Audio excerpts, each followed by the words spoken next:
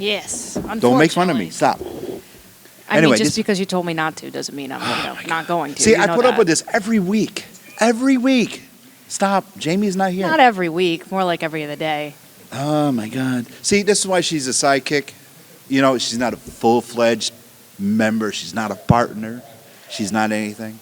Agree to disagree. All right. Lady. That's very true. Quiet. All right? Don't feed the animals. Stop. Hey. Yeah, I know. I don't have the hammer today. That's why he's acting like this. My God. Anyway, we're going to entertain you. I'm going to be moderating the panel, all right? Now, it could be a surprise. It could be the panel you're expecting. It couldn't be something else. You never know. Why? Because just when you think you know the question, I change the answers. So how about that? Because I'm the tower of power and I'm too sweet to be sour. She's just hanging out with me anyway. So I don't you guys know having anything fun? till last minute anyway. Shut up. That doesn't matter if you're having fun because you're at Contropolis, Pennsylvania. My God. You're eating. Did you bring enough for everybody? Did you bring enough for No? Then I'm going to have to ask you to leave to go get stuff for everybody and come back. Bring those fried Oreos in here. Yes. You. What do you got in the bag? Show everybody. Stand up. Come on. Hurry up. Snap ahead. Show everybody. Come up here. Show and tell. What's your name? What? Andrew. Hi, Andrew. No, Andrew. What? You don't know your name? Check your underwear. Check your underwear. I know your mom put it in there. What's your name? Andrew. His name is Andrew. Okay. Show everybody what you got. It better not be a naked picture because I took them offline. Yeah, I know you're interested. We talked the other day. All right. Oh, my God. David Lodge. This is one of our producers, David Lodge. You're not as pretty as Jamie. I'm definitely not. I can't even get my mic to work either, apparently. There you go. And I'm the producer. Yes, you are. I can't see it. What? Ooh. Holy mackerel, you're giving this to me? This is, my God. Wow. You forged all those. That was show the crowd. Wow, look at that. So anyway, where are you coming from? New Jersey. New Jersey. Are you a mall rat? Not normally. You talk like one. Anyway, did you go see the Clerks, guys? I didn't have time. Didn't have time. Go see Brian and Jeff Anderson and tell them the Angrygeeks sent you and see what they do to you. Bring something to trade. Yeah, too. bring something to trade. Hey, all y'all, just bring something to trade and go to Jeff. He needs to have 12. He has a goal for this con of 12. Okay, 12 trades. So if you have a trade, tell him the Angrygeeks sent you. Tell him Lewis and Emily, he needs to trade. So a trade of 12. Okay? So anything, just bring it to Jeff. I'm trading you. And just bombard. Doesn't matter what it is. A shoe, anything. Go see Jeff and trade and see what you can get. He has a goal of 12, but I want to double that goal. So anybody, you hear that? You hear that? You hear that? Everybody, go see Jeff at the Clerks. Buy an autograph too or something, but definitely trade. I know. So I've got to interrupt everything. We have got a really exciting announcement. Can I do it? I want to do it. It was my idea. He wants to do it. Please. I It want was to let his him do it. idea. Don't let him do Please, it. Uncle Tom, please. Hush, children. No. Hush, children. So, guys, because it's our first year and we want to throw a surprise at you, Do it. it was just one panel that was scheduled. I want to do it. We've got 2 panels scheduled for you back to back. So, But I want to do it. one of them, Lewis is going to tell us who panel 1 is, and I'll let him know if he's right or wrong. So, Lewis. We have a bonus Star Wars panel for you guys. Woo! And we're also going to talk Gears of War, maybe, because the guy who helped create the very first one. And after that, we've got our Terminator panel. 2 for 1. Come on, guys. You're not getting that in any other show. Oh, my God. So I think we need to get off the stage then. It's probably. Affirmative. Yeah. Yes. Exit stage left and right, kids. So anyway, if you have a question, Emily is going to field those questions. She's going to take the wireless mic. She's going to run out to you guys. You guys, raise your hand like this. Everybody, raise your hand. Is she qualified for that? That's how, yes, she's qualified. Okay. She's just a sidekick. She can do that. All right. Lady in green, raise your hand. That's what you do if you have a Beautiful. question. Just like and that. I expect all you guys to have questions. Just raise your hand, and Emily will run over to you. You speak your name, everything, answer your question. That's how you do it, okay? One more time. Raise your hand. Please don't trip. And Okay, one and last don't trip. thing, if you're going to pull out your phone and record the event for your own personal use, that's fine. Take photos, that's fine. Please kill the flash. We just ask that you do not live stream said event per request of our talent and the show. Thank you for understanding. But of course, tweet about us, tag us and all that fun stuff. We want to be part of your fun. So thank you again, guys. And Lewis, take it away. All right, you guys, get off the stage. Emily, do your job.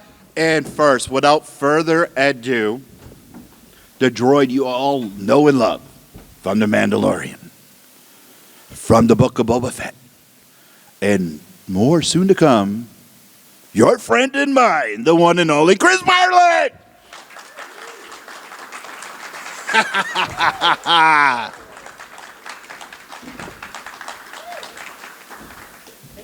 Thank you, brother. Sure. Good to see you. Have a seat. Okay. Dude, so, Whoa.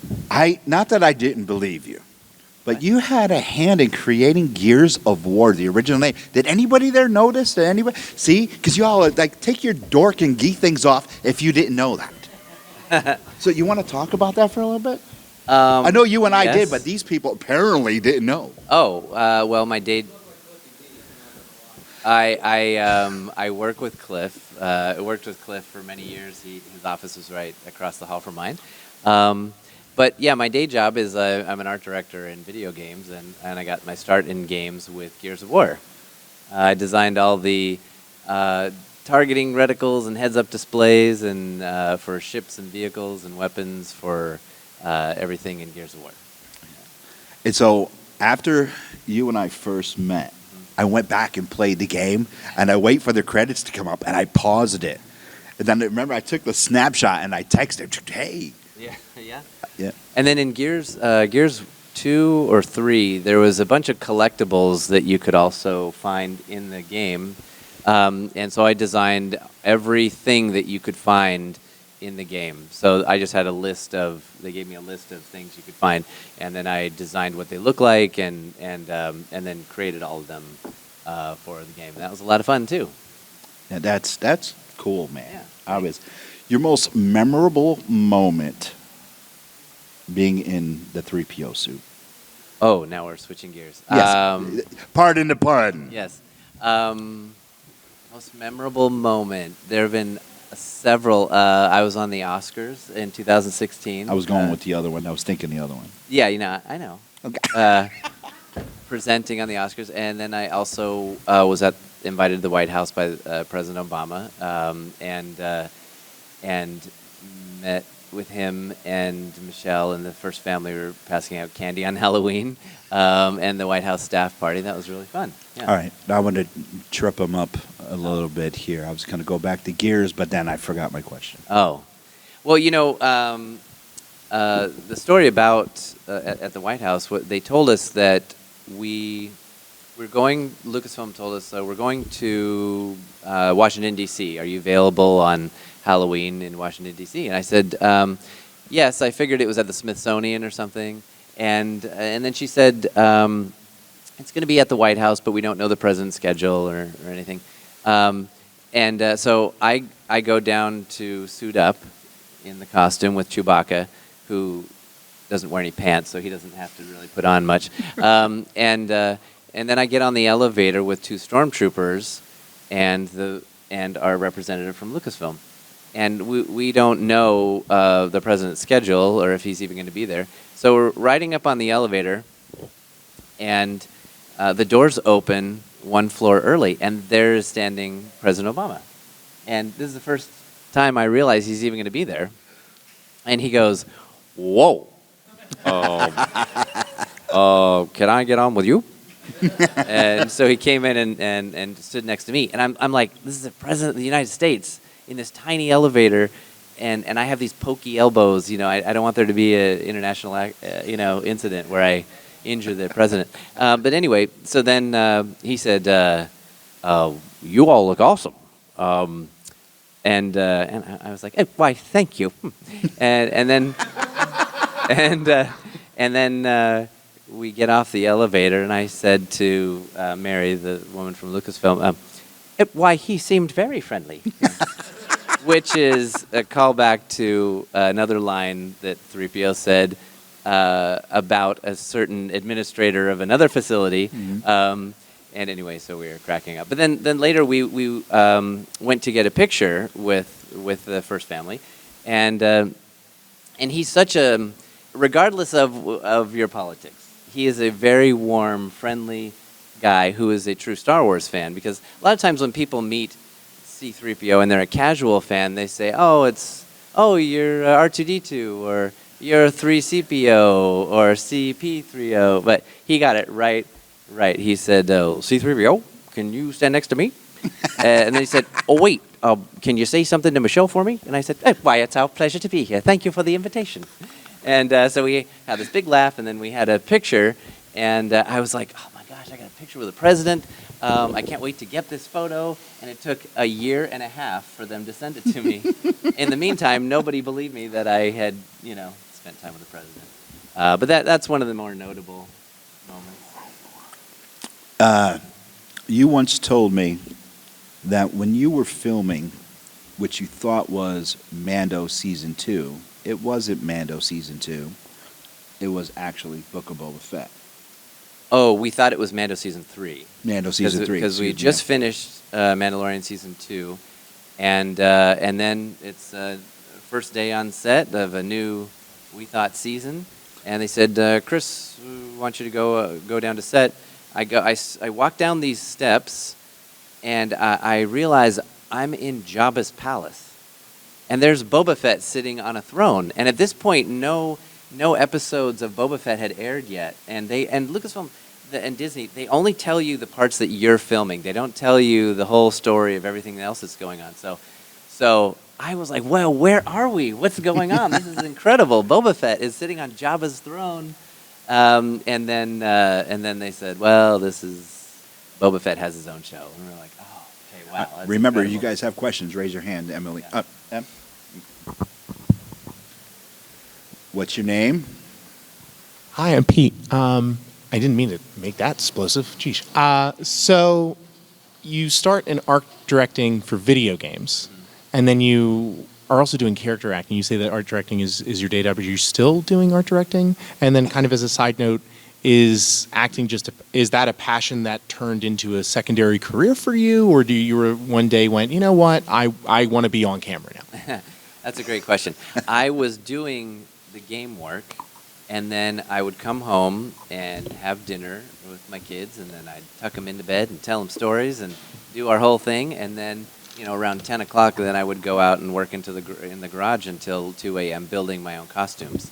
So that cosplay, we didn't call it that back then, but that's how I got into acting, is because I was building my own costumes. And so now, all of the droid costumes that I wear on the show, I build. And so that just came because I'm on the show because I just was doing something I really loved doing. Excuse me, in building costumes. So, does the game job finance my acting career? Does the acting career finance my game job? And which one would I rather do? I'm grateful for both, but I really, really love the performing. I'm not getting emotional here, right? Yes, he is, because he's sitting next to me again. But yes, Louis. But anyway, I think I got the bug for acting when I was, I go to Comic-Cons like this, and I'm such a nerd, I wanted to play the character, I had a Boba Fett costume, so I would go around and do the voice, or if I was a stormtrooper, all right, we'll check it out, and so, then when I finished building a C-3PO, which took 3 years to build my own C-3PO costume, Lucasfilm asked me to come in for an audition, and so they, screw the head on and turn on the lights and bolt everything together, and I say, "Oh, my goodness, why, hello, I am C-3PO, human cyborg relations. I am fluent in over 6 million forms," and they're like, oh, okay, we get it, yeah. Yeah. So it's been 17 years now that I've been the other C-3PO. We don't make a big deal about who's in the suit when, but I have had a lot of really remarkable experiences in an official capacity for Disney and for Lucasfilm, doing the voice and also in the suit. Yeah. What's your name? Hi, I'm Roman. I think it's really lovely that a fan gets to play C-3PO. And, as we see, like, so many actors have different methods. Some just show up and do the job. When you are doing it, do you genuinely, is it like the ultimate thing as like when you're a kid, like do you become that? Like you just, for these times you come into the job, you're just there? Or like, does it feel, I guess what I'm asking is, does it feel like acting, or does it feel like you're getting to be him and actually just be in the world of Star Wars? I mean, I guess a classically trained actor might say, I become him, and I am one with him, I really just love the character, and what's great, what kind of fuels the performance is when I look out through the little black dots in the center of his glowing eyes, all I see is smiles. All I see is joy, and I see nostalgia. I see people's hearts melting because of the character that George Lucas and Anthony Daniels created, and so what I try to do is just add a little bit more to it, which is doing the voice and all the mannerisms and how he animates, and that after 17 years, I'm pretty comfortable doing it, and it's just the most fun. I also do like there's a show I did called Lego Masters, which is the Star Wars episode. I played C-3PO and R2 and he were guest hosting, and all of it was ad lib, the whole thing. So I'm walking around talking to the builders and talking to them about what it's like to fight the Empire and like what it means for Ewoks and their triumph or whatever. And so I just figured they're going to be dubbing over me with Anthony Daniels, and then at the end. They said, okay, we want you to re-record all of that so we can have a clean track, and so they ended up using my voice. So that was really very special. But to answer your question, it's you go into this weird dream childhood, moment as a fan, but then also you want to do a great job so that there's no disconnect for the people who are seeing it. Want it to feel as seamless as possible, and so that's really that takes a lot of work. That's awesome. May I ask another? It's cool if not. I was just wondering if I could ask you another question. Yeah. More on towards the Gears of War stuff. Uh-huh.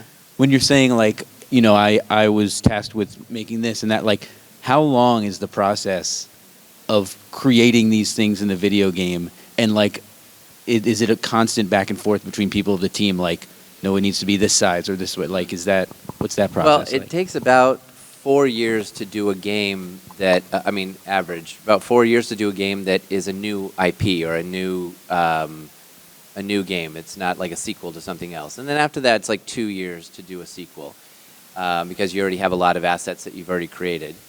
But each individual part is different. If I'm doing the heads-up display for the game, that goes through several iterations. I do all the ones that I would not want to see. But then there's, needs to be more readable from the couch. We're designing this that you can see it from the couch and that. So every little piece is different. But it's extremely rare that the first one you make is the one that we go with. Yeah. I would like to, everyone wants to see a Gears of War movie. We know there's one in the works, this, that, and the other thing.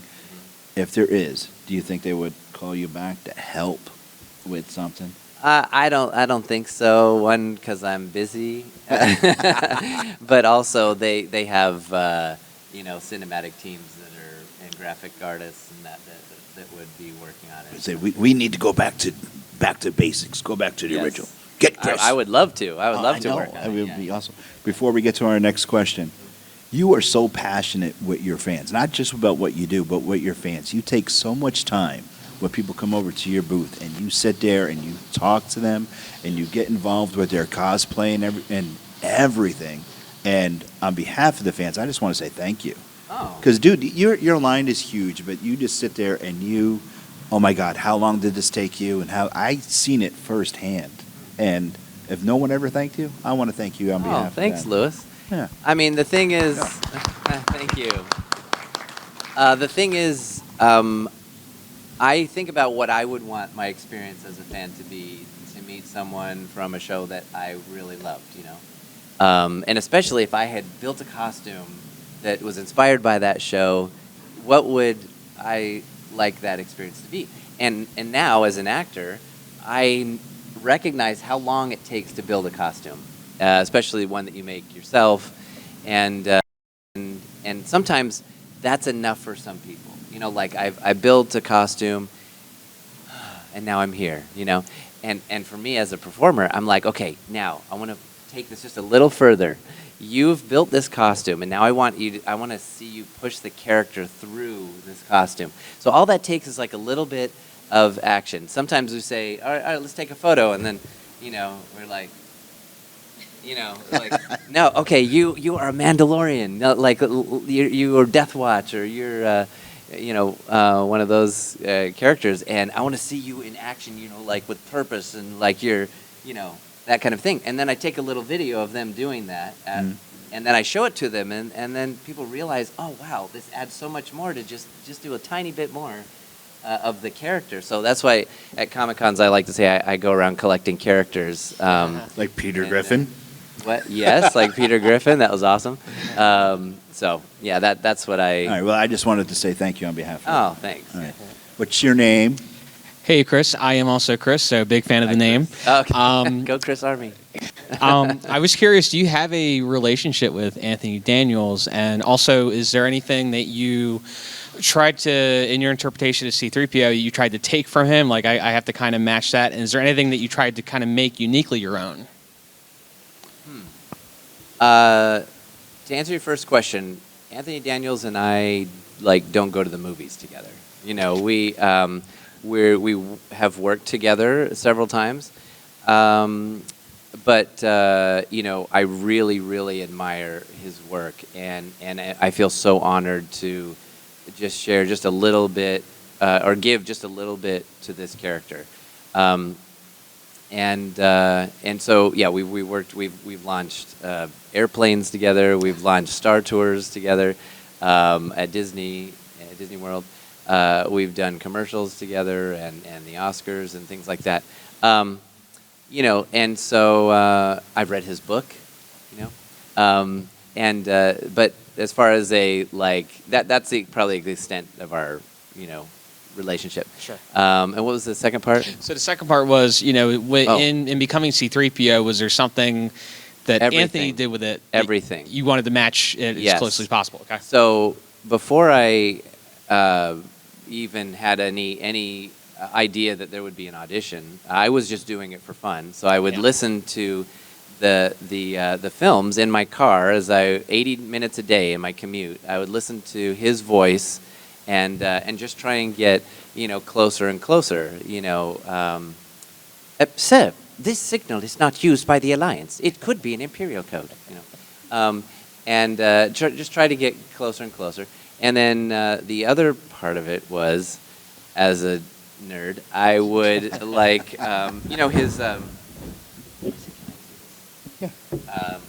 Or you want to use M's wireless? You can use this one. Yeah. Yeah. So his animation is very specific. Sometimes people say, "Oh, does the costume make you move that way?" And I'm like, "Well, I am a trained professional." But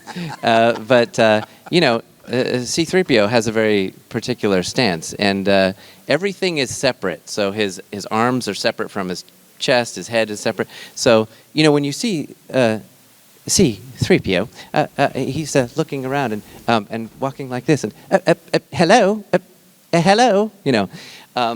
And so his movement is very particular. Oh, sorry, this is yours. Okay. So I worked on that animation, and that was that was more than anything the thing that got me the job, was that I had the animation down, and that just took, you know, a lot of practice going to Comic-Cons and stuff. That's where I was practicing in the suit, and so I did try to match everything I possibly could. And what do I bring to it? Besides matching those, I would say being able to have an ability to do ad lib as 3PO and talk about things that he would talk about in live situations, which includes every red carpet Hollywood premiere of the new Star Wars films, and you know, I'm talking to the media and saying hello, I think, and that kind of thing. So to be able to do improv as 3PO is what I try to bring to it too. I'm trying not to laugh, but when I'm at home and I'm in the Geek Lair, you know what it looks like through video. Yeah. And my wife would walk in, and I would like have my action figures. She goes, "What are you doing?" "Nothing." Do people in your house walk in and you're practicing or just whatever? "What are you doing?" "Nothing." Did that happen? No, it's usually me in an elevator saying like, well, I'm not getting in there with you. You know, like I'm by myself, and I'm like, oh, okay, I'm in a room with some cool acoustics. Nobody's here to laugh at me until the doors open, which has happened when I'm. I heard it happened just yesterday. Yeah, yeah. What does he say? Well, I'm not getting in there with you. That area is restricted. Will be deactivated for sure.